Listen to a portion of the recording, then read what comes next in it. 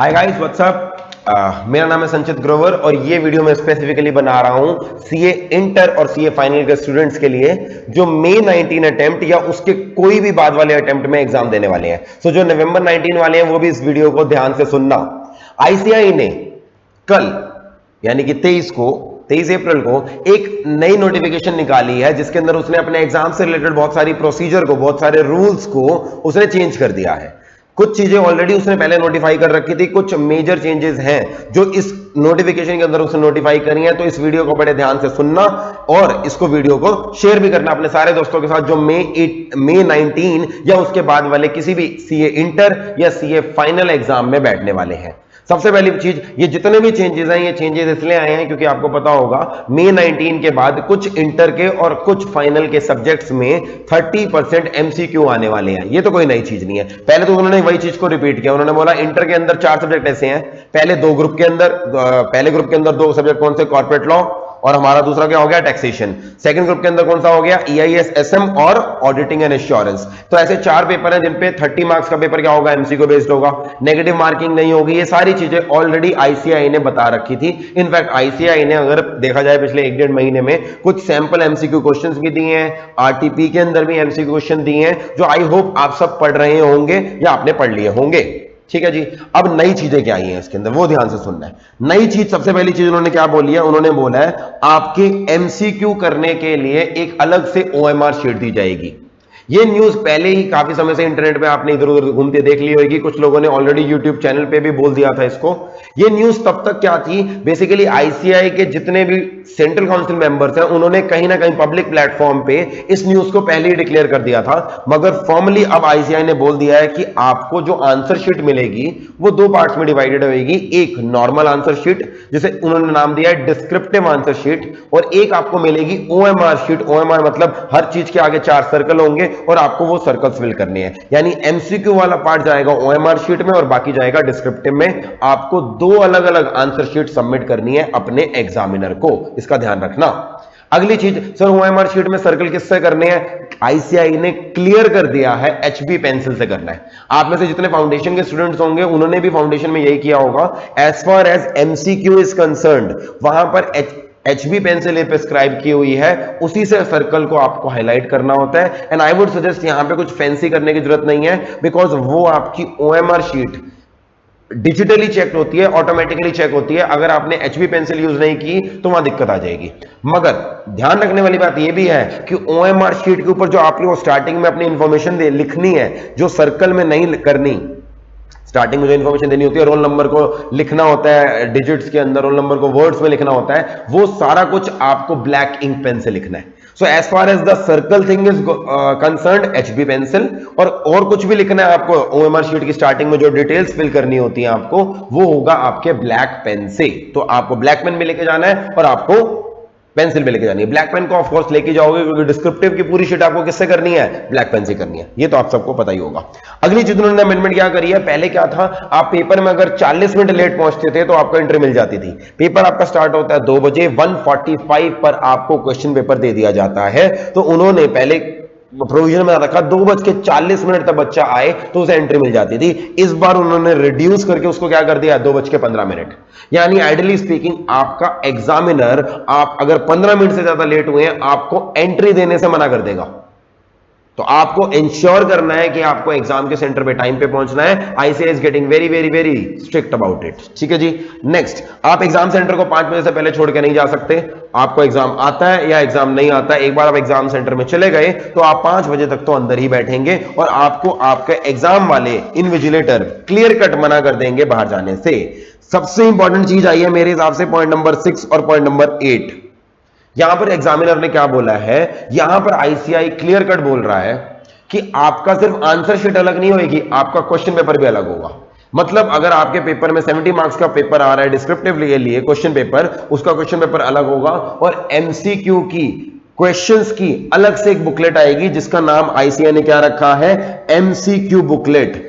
और ये MCQ booklet खास बात ये है, जैसे आप फाउंडेशन में अपने इकोनॉमिक्स के पेपर को और अपने मैथ्स के पेपर क्वेश्चन पेपर को लौटा आते थे, यहां पर आपको अपने एमसीक्यू क्वेश्चन को भी वापस, क्वेश्चन पेपर को भी वापस देकर आना है। यानी आपको आईसीआई कह रहा है पहली बात तो आपको अपनी ओएमआर शीट देनी है जिसमें आपने आंसर लिखे हैं, फिर आपने अपनी डिस्क्रिप्टिव की आंसर बुक को देना है जिसमें डिस्क्रिप्टिव को जिसमें डिस्क्रिप्टिव में आपने पेन से आंसर लिखे हैं, ब्लैक पेन से, और तीसरी चीज आपको अपनी एमसीक्यू बुकलेट यानी अपने क्वेश्चन पेपर को भी जिसमें एमसीक्यू क्वेश्चन है वो वापस देने हैं। आपको एग्जाम सेंटर से बाहर ले जाने की सिर्फ एक ही चीज की परमिशन है and that is your descriptive वाला question paper.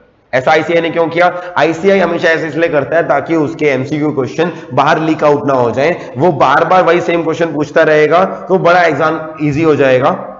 That is the reason आपको एडवाइस किया गया कि बाहर नहीं, एडवाइस भी नहीं किया गया, आईसीआई ने बोला है अगर आप अपने एमसीक्यू बुकलेट को बाहर ले गए तो हम उसे अनफेयर मींस मानेंगे। यानी अनफेयर मींस क्या होता है? बेसिकली अनफेयर मींस की डेफिनेशन में अभी तक क्या क्या आता है? अपने क्वेश्चन पेपर पे कुछ लिखना, इधर उधर एक दूसरे से बातें करना, चीटिंग करना, वो अनफेयर मींस। वो कह रहे हैं एमसीक्यू बुकलेट को बाहर ले जाना भी अनफेयर मींस है। So it's a request, MCQ booklet को बाहर ले जाने की कोशिश मत करना, अपने इन्विजिलेटर को बाकी दो चीजों के साथ, ओएमआर शीट और डिस्क्रिप्टिव शीट के साथ एमसीक्यू बुकलेट भी वापस दे देना, राइट? अच्छा, अगली चीज क्या है? वो कहने हैं इंश्योर कर लेना कि आपको दोनों क्वेश्चन पेपर मिल गए हैं। ये मत खुश होते रहना कि 70 मार्क का पेपर मिल गया, 30 मार्क्स की क्वेश्चन बुकलेट आप जरूर मांग लेना, ठीक है जी। अगली चीज, you will have to answer all the MCQs, आपको एमसीक्यू करना है, नेगेटिव मार्किंग नहीं होगी, कुछ क्वेश्चन नॉलेज बेस्ड होंगे। ये सारी चीज जनवरी के अंदर एक अलग से नोटिफिकेशन में बता दी गई थी, उसकी वीडियो हमने आपको जनवरी में बना के दे दी थी कि नेगेटिव मार्किंग बिल्कुल भी नहीं होगी। और मेरे हिसाब से बहुत अच्छी खबर है, फाउंडेशन में नेगेटिव मार्किंग रखी है, इंटर और फाइनल के अंदर उन्होंने नेगेटिव मार्किंग को पूरी तरह से उड़ा दिया है। नेक्स्ट चीज, एमसीक्यू बुकलेट अलग अलग सेट में होगी। इसका एम क्या है? ताकि आप जब एग्जाम सेंटर में बैठे हो तो इधर उधर देखकर आप चीटिंग ना कर सको। इसका मतलब अपने आसपास पड़ोसी से अगर आप इशारे कर करके चीटिंग करने की कोशिश कर रहे हैं, जो कि बचपन से करते आ रहे हैं, पहली बात तो आई वुड एडवाइज मत करना, क्योंकि अनफेयर मींस में फंस सकते हो। और दूसरी बात, कर भी रहे होगे तो हो सकता है आपके साथ वाले के पास कोई और ही सेट हो, तो उसके क्वेश्चन पेपर बुकलेट में जो क्वेश्चन नंबर 5 है और आपके पास जो क्वेश्चन नंबर 5 है वो अलग होगा। आईसीआई इतना बेवकूफ नहीं है, सबको एक ही सेट दे देगा, राइट? नेक्स्ट, आपको अगर एक आपने आंसर अपनी ओएमआर शीट में डाल दिया बट आप उस आंसर को बदलना चाहते हैं तो क्या करना पड़ेगा? आईसीआई कह रहा है वहां पर फिर से काटा पीटी नहीं करनी आपने, क्योंकि आपने आंसर अपनी एचबी पेंसिल से किया होगा तो एक इरेजर साफ सुथरा से लेके जाइए, उस इरेजर से उसको रब कीजिए और फिर दूसरे आंसर को कीजिए। अगर आपने एक ही आंसर में 2 सर्कल को हाईलाइट कर दिया तो उस आंसर को इवेल्युएट नहीं किया जाएगा, उसको रॉन्ग माना जाएगा। तो अगर गलत हो गया है, पहले वाले को रब करो और उसके बाद अलग से एक फ्रेश सर्कल को अपनी पेंसिल से मार्क करो। फिर candidate should write the details in the OMR sheet in the boxes, और जितनी भी डिटेल डालनी है वो इंक पेन से डालनी है, वो मैंने आपको बता दी। तो ओएमआर शीट में सर्कल वाला काम करना है एचबी पेंसिल से, और जितना भी लिखने वाला पोर्शन है वो क्या करना पड़ेगा आपको? इंक पेन से। वो बेसिकली आपसे आपका रोल नंबर डिजिट्स में लिखवाएंगे, आपका रोल नंबर वर्ड्स में लिखवाएंगे, क्योंकि यहाँ अलग अलग सेट है। तो आई एज्यूम ओएमआर शीट में सेट नंबर लिखने का भी प्रोविजन होगा, तो वो सारी डिटेल आपको ब्लैक पेन में देनी है, ठीक है जी। नेक्स्ट, अच्छा, ओएमआर शीट का जो फॉर्म है आई एज्यूम जब आपके एडमिट कार्ड आएंगे उसके साथ आ जाएगा। तो जैसे आपके एडमिट कार्ड होंगे जो उसके साथ ओएमआर शीट होगी, उसके ऊपर मैं अलग से वीडियो करके ओएमआर शीट कैसी दिखती है वो भी हम डिटेल में डिस्कस कर लेंगे जैसी वो आएगी, ठीक है जी। आगे चलते हैं। अगर कोई भी सर्कल डार्कन नहीं है तो उसमें मार्क्स नहीं मिलेंगे, एक से ज्यादा है तो भी मार्क्स नहीं मिलेंगे। Candidates are advised not to mark answers in the MCQ booklet. Starting में जो आपको 15 मिनट दिए जाते हैं, अभी भी आपको बिल्कुल वैसे ही 15 मिनट दिए जाएंगे, और आपको उन 15 मिनट के अंदर आपकी एमसीक्यू बुकलेट भी दे दी जाएगी और आपको अपना डिस्क्रिप्टिव वाला क्वेश्चन पेपर भी दिया जाएगा। अब बच्चों की आदत होती है जैसे ही वो एमसीक्यू बुकलेट देखते हैं उसी के अंदर आंसर मार्क करने लग जाते हैं, ये सोचकर कि बाद में ओएमआर शीट में डाल देंगे। आईसीआई ने बोल दिया भैया अगर आपने एमसीक्यू बुकलेट में डाला तो उसको भी हम क्या कर देंगे? अनफेयर मींस मान लेंगे। आपको एमसीक्यू बुकलेट के अंदर टिक्के नहीं मारने, आपको सीधा अपना आंसर कहां पर डालना है? ओएमआर शीट के अंदर। सो उस समय आप सिर्फ रीड कर सकते हो मगर कोई भी मार्क मत डालना उसके ऊपर, क्योंकि एमसीक्यू बुकलेट वापस भी आपको देनी है। सो आप बाद में भी पकड़े जा सकते हो, ध्यान रखना इस चीज को, ठीक है जी। सबसे इंपॉर्टेंट चीज ये वाली, इंटर स्टूडेंट्स के लिए पेपर नंबर 4 और पेपर नंबर 7, पहले तो ये बताओ ये है कौन से। पेपर नंबर 4 है टैक्सेशन का पेपर, जिसमें इनकम टैक्स है 60 मार्क्स, जीएसटी है 40 मार्क्स, और पेपर नंबर 7 है ईआईएस और एसएम, जहां पे दो अलग अलग पार्ट्स हैं, ईआईएस और एसएम। खास बात इन पेपर के बारे में ये होती है कि इनके आंसर शीट आपको अलग अलग लिखनी पड़ती है। यानी आइडली इस अटेम्प्ट से पहले, मई 19 से पहले भी इनकम टैक्स की आंसर शीट अलग जाती थी और जीएसटी की आंसर शीट अलग जाती थी। अब सवाल यहां पर यह आया कि सर एमसीक्यू आने के बाद क्या इनकी ओएमआर शीट भी अलग जाएगी? आईसीएआई ने क्लैरिफाई कर दिया इन दोनों सेक्शंस की ओएमआर शीट एक ही होगी, यानी इनकम टैक्स और जीएसटी दोनों के आंसर्स 30 मार्क्स के ओएमआर शीट में जाएंगे, मगर डिस्क्रिप्टिव के लिए अभी भी इनकी शीट्स अलग अलग होंगी। तो इनकम टैक्स की डिस्क्रिप्टिव शीट अलग जाएगी, जीएसटी की अलग जाएगी, सिमिलरली ईआईएस की अलग होगी, एसएम की अलग होगी, मगर इन दोनों पेपर के अंदर आपको क्लियर कट बोला गया है in composite paper OMR sheet will be only one for both the sections. ठीक है जी, आगे चलते हैं। आगे कुछ छोटी छोटी बातें दे रखी हैं। उन्होंने बोला 3 घंटे के अंदर कोई भी डिमार्केशन नहीं है आपको कब एमसीक्यू करना है, कब डिस्क्रिप्टिव करना है। आईसीआई कह रहा है जब एमसीक्यू करना चाहते हो क्वेश्चन तब कर सकते हो। ऑफ कोर्स 2 बजे से पहले नहीं कर सकते, क्योंकि 2 बजे ही आपको आंसर शीट मिलेगी। आपको क्वेश्चन पेपर 145 पे मिल जाएगा, बट 2 बजे आंसर शीट मिलेगी, डिस्क्रिप्टिव वाली भी और एमआर वाली भी। यहां पर अगर मैं पर्सनली आपको सजेस्ट करूं, आई वुड ऑलवेज सजेस्ट आप पहले अपने ओएमआर वाले आंसर कीजिए, यानी एमसीक्यू क्वेश्चन को पहले अटेम्प्ट कीजिए। क्यों? बहुत बार देखा गया ओएमआर शीट के अंदर आंसर जल्दी जल्दी में गलत लिखे जाते हैं, तो आप स्टार्टिंग में करोगे तो आपका माइंड फ्रेश होगा, वो गलती अवॉइड करोगे। दूसरी बात, आप जब 15-20 मिनट में, आधे घंटे में एट मैक्स मान लेता हूं, आधा घंटा भी लगेगा नहीं, 15-20 मिनट में आंसर लिख लेंगे, आपको पता होगा मेरा 30 मार्क्स का पेपर अटेम्प्ट हो गया, और आपको कहीं ना कहीं मोरलेस पता भी होगा कि कौन कौन से मेरे आंसर सही हैं। एक कहीं ना कहीं फीलिंग आ जाती है कि कौन से आंसर मैंने बहुत कॉन्फिडेंस से किए हैं। तो आपके बाकी के पेपर में 2 घंटे 40 मिनट का जो पेपर बचेगा, एज्यूमिंग कि आपने 20 मिनट में कर लिया, वो बड़े कूल माइंड से जाएगा। आपको पता होगा मैंने 30 मार्क्स का पेपर अटेम्प्ट कर लिया है, तो आपको टाइम रिस्ट्रेंट नहीं होगा। So I would always suggest always go for MCQ questions first. ठीक है जी, नेक्स्ट आपको, अच्छा जिन्होंने भी फाउंडेशन का पेपर दिया उनको ये प्रोसीजर तो पता होगा। जो डायरेक्ट एंट्री वाले हैं उनको मैं बता देता हूं। यहां पर जब आपका इन्विजिलेटर आपके पास आएगा तो वो आपके पास एक अटेंडेंस शीट लेके आएगा।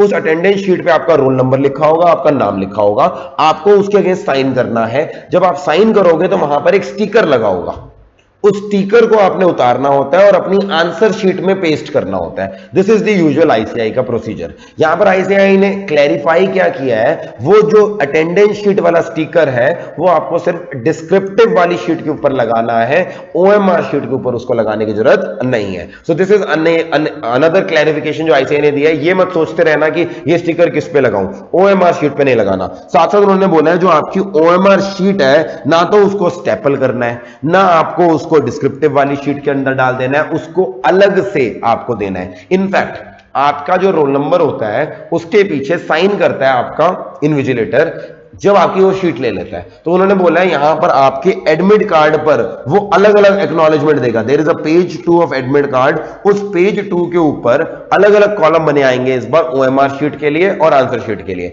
जब वो अलग अलग आपसे लेगा, दोनों जगह आपके एक्नॉलेजमेंट लेगा कि हाँ मैंने तुम्हारी ओएमआर शीट भी ले ली है और तुम्हारी आंसर डिस्क्रिप्टिव वाली शीट भी ले ली है। तो स्टेपलर, थ्रेड ये सब मत करना, दोनों को अलग अलग ही देना है। ठीक है जी। लास्ट चीज उन्होंने क्या बोली, जो हिंदी मीडियम वाले स्टूडेंट्स हैं उनका क्वेश्चन पेपर तो दोनों लैंग्वेज में होगा, डिस्क्रिप्टिव वाला भी और एमसीक्यू वाला भी, मगर उनकी जो ओएमआर शीट है वो इंग्लिश मीडियम में ही होगी। फर्क नहीं पड़ता इससे, क्योंकि ओएमआर शीट के ऊपर सिर्फ नेम भी नहीं, रोल नंबर, सेट नंबर, आपकी ये सारी डिटेल होती है जो आपको इंग्लिश में हो या हिंदी में हो, फर्क नहीं पड़ता। सो हिंदी मीडियम वाले बच्चों को डरने की जरूरत नहीं है। सच आपकी ओएमआर शीट इंग्लिश मीडियम में होगी भी सही तो प्रॉब्लम नहीं है। आपका जो क्वेश्चन पेपर होगा, एमसीक्यू बुकलेट होगी, वो बायलिंगुअल होगी, यानी वो दोनों लैंग्वेजेस के अंदर ही होगी। So these were certain clarifications जो आईसीआई ने दी हैं। अभी 1 महीना और पड़ा है, 1 महीने से भी ज्यादा ही पड़ा है एग्जाम्स को। आईसीआई कुछ और क्लैरिफिकेशंस देगा। आपकी एडमिट कार्ड का जो इंस्ट्रक्शंस आती हैं शायद वो भी कुछ चेंज कर दे, तो उसके ऊपर हम आपके लिए और वीडियोस बनाते रहेंगे। अभी जितनी क्लैरिफिकेशन है हमने इस वीडियो में कवर कर ली है। इस क्लैरिफिकेशन का जो बेयर टेक्स्ट है, जो लिंक है, वो आपको डिस्क्रिप्शन में मिल जाएगा अगर आप खुद वेबसाइट पे जाके इसे डाउनलोड करना चाहते हैं। इसका जो पीडीएफ डॉक्यूमेंट है इस क्लैरिफिकेशन का, वो मैंने हमारे टेलीग्राम ग्रुप पे डाल दिए हैं, तो आप वहां से भी इस पीडीएफ को डाउनलोड कर सकते हैं अगर आप डिटेल में एनालाइज करना चाहते हैं। So this was the major clarification. I think ये आपके लिए बहुत रेलेवेंट है, ना सिर्फ May 19 वालों के लिए, नवंबर 19 के लिए भी। सो आई वुड रिक्वेस्ट आपके जितने भी स्टूडेंट्स हैं, जितने भी फ्रेंड्स हैं, उन सबके साथ ये वीडियो को शेयर करना, और इसके बाद भी जितनी भी क्लैरिफिकेशन आएंगे will keep updating you. So be in touch. अगर चैनल को सब्सक्राइब नहीं किया तो एक बार चैनल को सब्सक्राइब कर लीजिएगा। Thank you so much for watching this video. This was Sanchit Grover with you. Thank you so much.